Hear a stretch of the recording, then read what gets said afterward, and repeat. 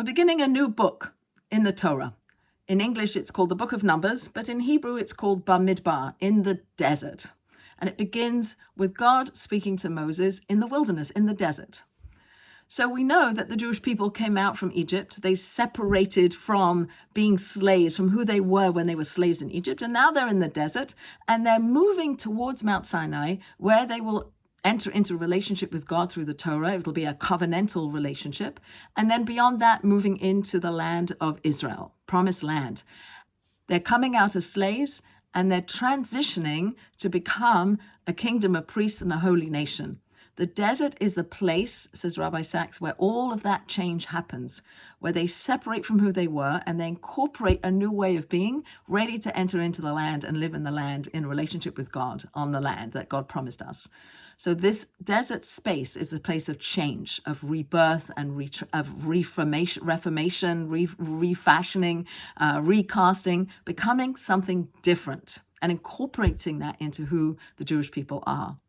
So Rabbi Sachs points out that the desert is a desolate place. There's no civilizations there. There's no cities there. There's no distractions there. Everything's provided by God, the manna from heaven, the water from the rock, the protection, the clouds of glory that protect the Jewish people as they move through the desert. So everything's provided for them, and they're given an opportunity to listen, deeply listen to their own souls, and to listen to each other, and to listen to God.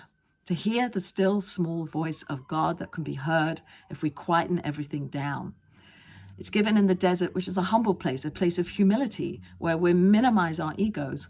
And we understand that by the time the Jewish people get to Mount Sinai, they are united. They're one people with one heart, ready to enter into that covenantal relationship with God. And they've transitioned, they've moved themselves from a slave nation, and they're moving towards becoming this kingdom of priests and holy nation that's going to enter into the land of Israel.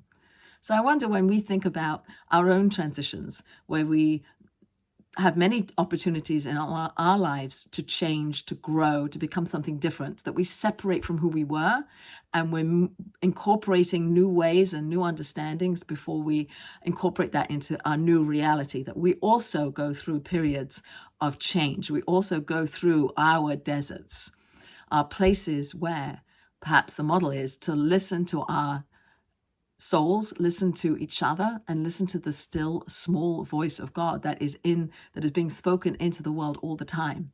And when we look at the Jewish people and how they changed and how they moved and how they grew and how they went through the desert, perhaps it's a model also for us to just quieten ourselves down as we change and we move and we become something different than we were before.